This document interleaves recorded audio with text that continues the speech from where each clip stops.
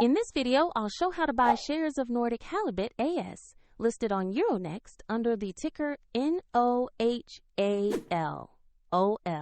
Nordic Halibut AS works in the aquaculture sector farming halibut, and this is an educational walkthrough, not financial advice. To buy shares, you need a broker account, and I'll use eToro as an example to demonstrate the steps.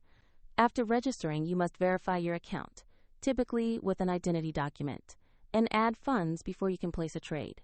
Use the platform's search box and type the ticker NOHAL.OL to find the listing. Make sure you locate the correct Nordic Halibut AS security on Euronext before proceeding. On the asset page, you'll see basic company information and a price chart to review recent performance.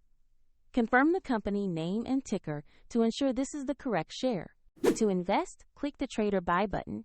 Enter the amount you want to invest, then carefully review and confirm the order. If the market is closed, your order may be queued as a pending instruction, and if you don't have enough funds, the platform will prompt you to add money before finalizing.